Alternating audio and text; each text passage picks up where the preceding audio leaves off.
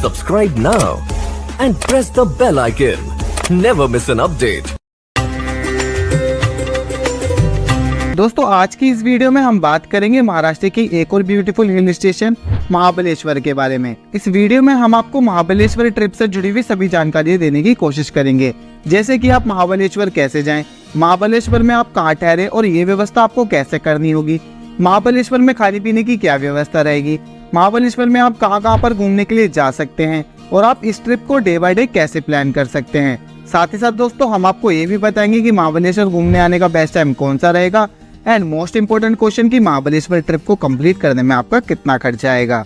दोस्तों हम आपको महाबलेश्वर ट्रिप से जुड़ी हुई सभी जानकारी स्टेप बाय स्टेप देने की कोशिश करेंगे, इसलिए आप वीडियो को बिना स्किप किए एंड तक देखिएगा। चलिए दोस्तों देर न करते हुए शुरू करते हैं। महाबलेश्वर महाराष्ट्र का एक बेहद ही ब्यूटीफुल हिल स्टेशन है। हमेशा से ये हिल स्टेशन अपने दिलकश नज़ारों की वजह से टूरिस्ट की पहली पसंद रहा है। यहाँ पर आने वाला हर टूरिस्ट यहाँ की वैलीज एंड ब्यूटीफुल से गिरते हुए झरनों के बीच शांति और सुख का एक्सपीरियंस करते हैं। महाबलेश्वर एक हिल स्टेशन है जो कि महाराष्ट्र के सतारा जिले में स्थित है। महाबलेश्वर अपनी मनोरम सुंदरता, नदियों, शानदार झरनों, beautiful valleys and beautiful strawberry farm के लिए जाना जाता है। इस शहर में आपको प्राचीन मंदिर, हरे भरे जंगल, वाटरफॉल्स एंड वैलीज देखने को मिलेंगी। महाबलेश्वर को मैकलम पेट के नाम से जाना जाता है एंड आज के समय में ये इंडिया के सबसे पॉपुलर टूरिस्ट प्लेसेस में शामिल है। दोस्तों महाबलेश्वर के नाम का मतलब होता है गॉड ऑफ ग्रेट पावर, यानी कि ईश्वर की महान शक्ति। महाबलेश्वर में बच्चों से लेकर बड़ों तक के लिए घूमने के लिए बहुत कुछ है, जैसे कि ब्यूटीफुल लेक से लेकर हिस्टोरिकल फोर्ट, टेम्पल्स एंड कुछ ऐसे फेमस पॉइंट्स हैं जहाँ पर महाबलेश्वर घूमने आने वाले हर टूरिस्ट को जरूर जाना चाहिए। अगर आप भी महाबलेश्वर घूमने आ रहे हैं तो आपको सबसे पहले ये जानना होगा कि आप महाबलेश्वर तक कैसे पहुँच सकते हैं। दोस्तों आप महाबलेश्वर तक बस, ट्रेन या फ्लाइट के थ्रू जा सकते हैं। अगर आप महाबलेश्वर तक बस के थ्रू जाना चाहते हैं तो मुंबई या फिर पुणे से आपको महाबलेश्वर तक के लिए बसेस मिल जाती हैं। और भी कई सारे महाराष्ट्र के ऐसी जगह है जहां से आपको महाबलेश्वर तक के लिए बसेस मिल जाएंगी। मुंबई से महाबलेश्वर की दूरी लगभग 230 किलोमीटर की रहती है एंड पुणे से लगभग 120 किलोमीटर की है। लेकिन दोस्तों अगर आप बस के थ्रू जाना चाहते हैं तो आपका सबसे बेस्ट ऑप्शन यही रहेगा कि आप पुणे से बस के थ्रू महाबलेश्वर तक जा सकते हैं। पुणे बस स्टैंड से आपको महाबलेश्वर तक के लिए हर 2 घंटे के गैप में Volvo buses and government buses मिल जाती हैं। गवर्नमेंट बसेस के थ्रू अगर आप जाते हैं तो 250 से 300 रुपए तक की टिकट प्राइस रहते हैं एंड वोल्वो एसी के बसेस की टिकट के प्राइस 600 से 700 रुपए तक रहते हैं, जो कि ये बस आपको 4 घंटे में महाबलेश्वर तक ड्रॉप कर देती है। एंड दोस्तों अगर आप महाबलेश्वर तक ट्रेन के थ्रू जाना चाहते हैं तो महाबलेश्वर के सबसे नियरेस्ट रेलवे स्टेशन वाठार रेलवे स्टेशन है। महाबलेश्वर में कोई रेलवे स्टेशन नहीं है, इसलिए आपको वाठार रेलवे स्टेशन तक आना होगा। अगर आपके शहर से वाठार रेलवे स्टेशन तक के लिए डायरेक्ट ट्रेन की सुविधा नहीं है तो आप मुंबई या फिर पुणे रेलवे स्टेशन तक पहुंचकर वहां से ट्रेन चेंज करके वाठार रेलवे स्टेशन तक आ सकते हैं, या फिर आप वहीं से बसेस या फिर टैक्सी के थ्रू महाबलेश्वर तक पहुंच सकते हैं।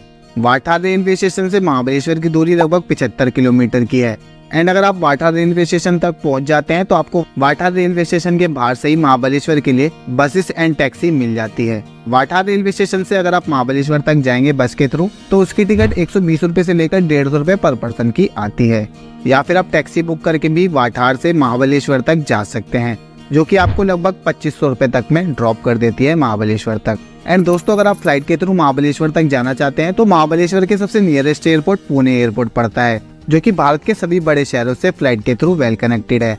एंड आप पुणे पहुंचकर वहां से बसेस या फिर टैक्सी के थ्रू महाबलेश्वर तक जा सकते हैं। बसेस की टिकट प्राइस मैंने आपको पहले ही बता दी है एंड अगर आप पुणे से महाबलेश्वर तक के लिए टैक्सी बुक करेंगे तो ये टैक्सी बुक आपको 4500 रुपए तक में हो जाएगी। या फिर आप महाराष्ट्र के और किसी जगह पर रहते हैं और आप अपने व्हीकल से आना चाहते हैं तो आप यहाँ पर इजीली आ सकते हैं। रोड की कंडीशन काफी अच्छी है, इजीली आप महाबलेश्वर तक पहुँच जाएंगे, आपको कोई भी परेशानी नहीं होगी। चलिए दोस्तों अब आप महाबलेश्वर में पहुंच जाएंगे तो अब बात कर लेते हैं कि महाबलेश्वर में ठहरने की क्या व्यवस्था रहेगी और ये व्यवस्था आपको कैसे करनी होगी। दोस्तों महाबलेश्वर में ठहरने के लिए आपको होटल एंड रिजॉर्ट देखने को मिल जाएंगे। अगर आप एक बजट ट्रैवलर हैं तो आपको महाबलेश्वर मार्केट में होटल मिल जाते हैं जिनके प्राइस 700 रुपए से लेकर 1500 रुपए तक के रहते हैं। आप अपने बजट के हिसाब से यहाँ पर होटल ले सकते हैं एंड इनके प्राइस सीजन के हिसाब से घटते बढ़ते रहते हैं। या फिर आप नेचर्स के बीच पीसफुल एनवायरनमेंट पे होटल लेना चाहते हैं तो आप महाबलेश्वर मार्केट से 2 से 3 किलोमीटर की दूरी पर होटल एंड रिजॉर्ट बुक कर सकते हैं, जिनके प्राइस 1500 रुपए से लेकर 5000 रुपए तक रहते हैं। इन होटल या फिर रिजॉर्ट को आप ऑफलाइन एंड ऑनलाइन दोनों तरह से बुक कर सकते हैं। आप अपने बजट के हिसाब से इन होटल या फिर रिजॉर्ट की लोकेशन देख सकते हैं। चलिए दोस्तों, अब ठहरने की व्यवस्था की बात हो गई तो अब बात कर लेते हैं कि महाबलेश्वर में खाने पीने की क्या व्यवस्था रहेगी। दोस्तों, महाबलेश्वर में आपको होटल, रिजॉर्ट एंड ढाबे देखने को मिल जाते हैं, जो कि महाबलेश्वर मार्केट के आसपास में ही काफी सारे हैं, जहां पर आपको हर तरीके का खाना इजीली मिल जाता है। एक नॉर्मल थाली की कॉस्ट यहाँ पर आपको 150 रुपए से लेकर 200 रुपए तक की आएगी। एंड आप यहाँ पर स्ट्रॉबेरी को जरूर टेस्ट करिएगा, क्योंकि यहाँ पर स्ट्रॉबेरी काफी फेमस मानी जाती है। चलिए दोस्तों, अब खाने पीने की व्यवस्था की भी बात हो गई है तो अब बात कर देते हैं कि आप कहाँ पर और कैसे घूमने के लिए जा सकते हैं। दोस्तों, आपको डे 1 में सबसे पहले महाबलेश्वर मार्केट के आसपास से ही सभी प्लेसेस की साइट सीइंग के लिए टैक्सी बुक करनी होगी, जो कि आपको एक दिन के लिए 5 से 6 प्लेसेस पर घुमाती है। सभी प्लेसेस 9 से 10 किलोमीटर की दूरी पर है, इसलिए आप टैक्सी बुक करके ही इन सभी प्लेसेस को कवर कर पाते हैं। टैक्सी की बुकिंग आपको पर डे के हिसाब से 2000 रुपए से लेकर 2500 रुपए तक की पड़ती है। दोस्तों, एक बात ध्यान रखिएगा, अगर आप स्कूटी या फिर बाइक रेंट पर लेकर महाबलेश्वर में घूमना चाहते हैं तो महाबलेश्वर में आपको स्कूटी या फिर बाइक रेंट पर लेने के लिए कोई सुविधा नहीं मिलती है। यहाँ पर आपको किसी भी तरह की रेंट शॉप नहीं मिलेगी जहाँ से आप स्कूटी या फिर बाइक रेंट पर ले सकते हैं। आपको अगर स्कूटी या फिर बाइक रेंट पर लेकर ही घूमना है तो आप मुंबई या फिर पुणे से स्कूटी या फिर बाइक रेंट पर लेकर यहाँ पर आ सकते हैं और सभी प्लेसेस को कवर कर सकते हैं। अगर आप मुंबई या फिर पुणे से स्कूटी या फिर बाइक रेंट पर लेंगे तो उसके प्राइस कुछ इस तरह से होते हैं। दोस्तों, अब आप सबसे पहले पंचगंगा टेम्पल के लिए जा सकते हैं, जो कि महाबलेश्वर बस स्टैंड से लगभग 6 किलोमीटर की दूरी पर है। पंचगंगा मंदिर काफी प्राचीन मंदिर है। यहाँ पर 5 नदियों का संगम होता है, जिस वजह से इसे गंगा जितना ही पवित्र माना जाता है और इसी वजह से इसे पंचगंगा मंदिर के नाम से भी जाना जाता है। मंदिर के अंदर पहुंचकर आपको उन 5 नदियों के उद्गम स्थल भी दिखाई देते हैं और इन नदियों का पानी एक गाय के मुंह से एक धारा के रूप में बहता है। मंदिर देखने में काफी प्राचीन लगता है, जो कि 4500 साल पुराना माना जाता है। ये मंदिर काफी प्राचीन है, इसी वजह से यहाँ पर आपको काफी पॉजिटिव वाइब आती है। कुछ अलग ही फील होगा अगर आप यहाँ पर आएंगे तो आपको यहाँ पर आकर काफी अच्छा फील होगा। आप यहाँ पर दर्शन जरूर करें एंड उसके बाद आप पंचगंगा मंदिर से थोड़ी ही दूरी पर चलकर महाबलेश्वर टेम्पल के लिए जा सकते हैं। ये काफी प्राचीन और इतना प्रसिद्ध मंदिर है कि यहाँ पर भक्त दूर दूर से भगवान शिव जी के दर्शन करने के लिए आते हैं। यहाँ पर भगवान शिव जी रुद्राक्ष के रूप में विराजमान हैं। महाबलेश्वर टेम्पल भगवान शिव का एक एंशिएंट टेम्पल है। टेम्पल कॉम्प्लेक्स में आपको भगवान शिव के साथ साथ नंदी बैल और काल भैरव की भी मूर्तियां देखने को मिलती हैं। इसके अंदर 6 फीट लंबा शिवलिंग स्थापित है। यह मंदिर बहुत पुराना और पवित्र भी माना जाता है। यहाँ का शिवलिंग रुद्राक्ष के रूप में है और यह मंदिर 5000 साल पुराना माना जाता है। महाबलेश्वर मंदिर में भगवान शिव जी के दर्शन करने के बाद आपको मंदिर के आसपास में ही काफी सारी शॉप्स देखने को मिल जाएंगी, जहाँ से आप शॉपिंग भी कर सकते हैं। यहाँ दर्शन करने के बाद आप इसी रूट पर पड़ने वाले आर्थर सीट पॉइंट जा सकते हैं। ये अपने मल्टीपल पॉइंट्स के लिए भी जाना जाता है।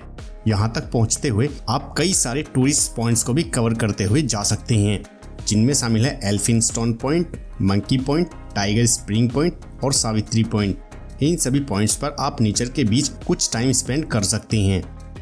आर्थर सीट पॉइंट से बहुत ही नेचुरल डीप वैली और खूबसूरत माउंटेन्स का अमेजिंग व्यू नजर आता है। यहाँ आप कुछ पीसफुल टाइम स्पेंड करते हुए आसपास के खूबसूरत नज़ारों को भी एंजॉय कर सकते हैं। दिन के बाद महाबलेश्वर के नाइट मार्केट को एक्सप्लोर करना ना भूलें। आप केट्स व्यू पॉइंट के लिए जा सकते हैं। ये व्यू पॉइंट काफी देखने लायक नज़ारे आपको दिखाएगा। यहाँ से आपको आसपास की वैलीज एंड नेचर्स ब्यूटी का एक अलग ही एक्सपीरियंस होगा। आप यहाँ पर अपना काफी अच्छा टाइम स्पेंड कर सकते हैं एंड यहाँ पर अच्छे से एंजॉय करने के बाद आप पास में ही एलिफेंट हेड व्यू पॉइंट देखने के लिए जा सकते हैं, जो कि आपको यहाँ पर एक एलिफेंट के हेड की शेप की तरह एक चोटी देखने को मिलती है, जहाँ से आपको नेचर्स की ब्यूटी का काफी अच्छा नज़ारा देखने को मिलेगा। यहाँ से आपको आसपास की वैलीज, सुंदर गिरते हुए वाटरफॉल एंड आसपास से गुजरते हुए बादलों के खूबसूरत नज़ारे देखने को मिलेंगे, जिनको आप अपने कैमरे में भी कैप्चर जरूर करिएगा और यही सब आपके ट्रिप को एकदम मेमोरेबल बना देते हैं।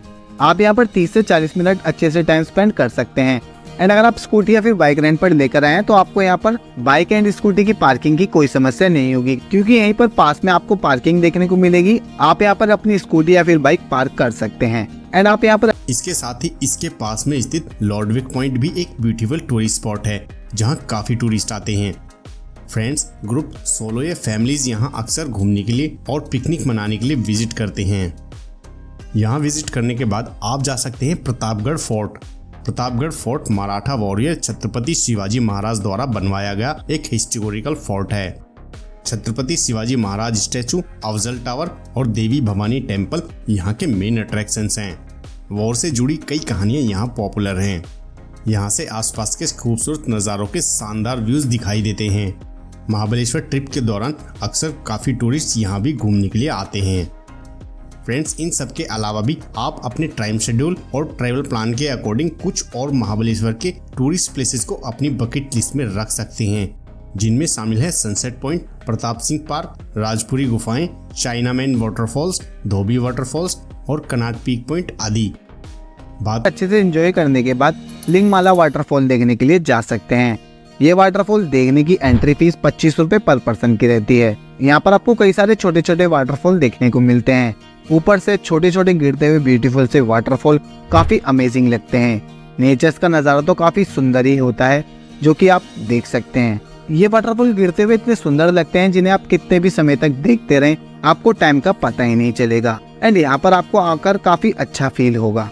लिंगमाला वाटरफॉल तक पहुंचने के लिए लगभग आधे घंटे की ट्रैकिंग करनी पड़ती है। ट्रैकर्स, एडवेंचर लवर्स और फोटोग्राफर टूरिस्टों के बीच यह जगह परफेक्ट है। यह वाटरफॉल 2 पार्ट्स में डिवाइडेड है, बेस पॉइंट और top view point. Base point में एक छोटा वाटरफॉल है जो टूरिस्टों के लिए यहाँ बेस्ट माना जाता है। वहीं अपर पार्ट में मेन वाटरफॉल है जो 500 फीट तक ऊंचा है। यह वाटरफॉल रॉकी माउंटेन्स और हर तरफ से ग्रीनरी से घिरा हुआ है, जो देखने में सच में खूबसूरत दिखाई देता है। इस जगह को डेली लाइफ से दूर रेस्ट करने और फ्रेश फील होने के लिए जरूर विजिट करना चाहिए। लिंगमाला वाटरफॉल पॉइंट से 5 किलोमीटर आगे पंचगनी रूट पर चलने के बाद आप पहुंच जाएंगे मैप्रो गार्डन। मैप्रो गार्डन अपनी अमेजिंग स्ट्रॉबेरी प्रोडक्ट्स के लिए जाना जाता है और महाबलेश्वर के टॉप टूरिस्ट स्पॉट्स में एक परफेक्ट डेस्टिनेशन है। इस गार्डन में एक चॉकलेट फैक्ट्री, एक नर्सरी, रेस्टोरेंट और एक चिल्ड्रन प्लेग्राउंड है। इसके अलावा इसके कॉम्प्लेक्स में एक रिटेल शॉप भी है, जहां से आप मैप्रो प्रोडक्ट्स को टेस्ट करने के साथ साथ उन्हें परचेज भी कर सकते हैं। इसके अलावा आप मैप्रो फूड फैक्ट्री में प्रोडक्ट्स के प्रोडक्शन प्रोसेस को समझने के लिए फैक्ट्री टूर पर भी जा सकते हैं।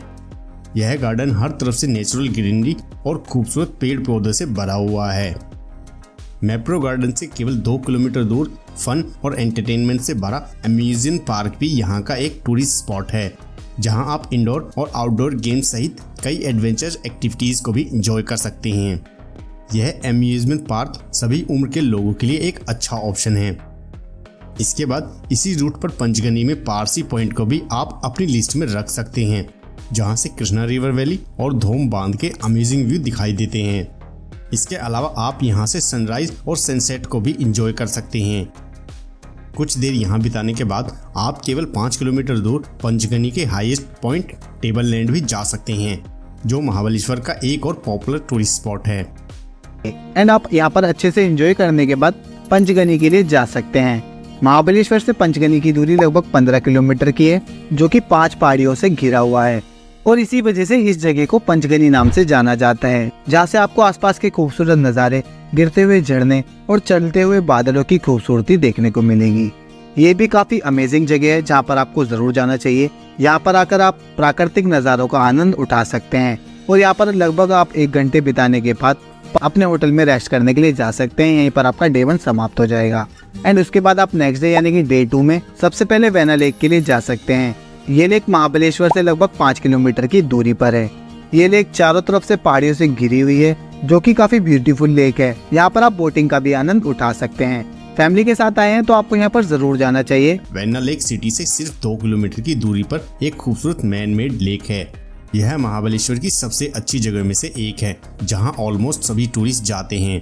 फैमिली के साथ पिकनिक मनाने के लिए यह एक परफेक्ट प्लेस है। यहां आप बोटिंग के साथ साथ हॉर्स राइडिंग और कुछ एडवेंचर एक्टिविटीज भी कर सकते हैं। इसके अलावा लेक के किनारे स्ट्रीट फूड्स को भी इंजॉय कर सकते हैं। लेक में बोटिंग और पेडल बोट के भी ऑप्शंस अवेलेबल हैं, जो यहाँ का सेंटर ऑफ अट्रैक्शन है। और आप यहाँ पर अच्छे से टाइम स्पेंड करने के बाद प्रतापगढ़ फोर्ट के लिए जा सकते हैं, जो कि महाबलेश्वर से लगभग 20 किलोमीटर की दूरी पर है।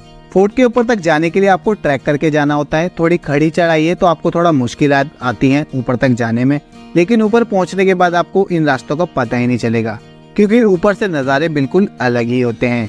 ऊपर से आपको आसपास की नेचर्स ब्यूटी, आसपास से ठंडे पहाड़ों का गुजरना काफी अमेजिंग फील होगा। आप यहाँ पर अच्छे से टाइम स्पेंड करने के बाद टपोला लेक के लिए जा सकते हैं, जो कि महाबलेश्वर से लगभग 30 किलोमीटर की दूरी पर है। अब आप महाबलेश्वर आए हैं तो आपको इस लेक पर जरूर जाना चाहिए, क्योंकि ये भी काफी फेमस लेक है और काफी ब्यूटीफुल लेक है, जहाँ पर महाबलेश्वर आने वाले ज्यादातर टूरिस्ट जरूर जाते हैं। ये इतनी ब्यूटीफुल लेक है कि यहाँ पर आपको काफी अच्छा फील होगा। अगर आप आएंगे तो आसपास के नज़ारे, पहाड़ियों के नज़ारे और बीच में लेक काफी अच्छा फील होता है। आप यहाँ पर बोटिंग का भी आनंद उठा सकते हैं। बोटिंग भी आप यहाँ पर जरूर करिएगा, क्योंकि यहाँ पर आपको बोटिंग करने में भी काफी अच्छा एक्सपीरियंस होगा।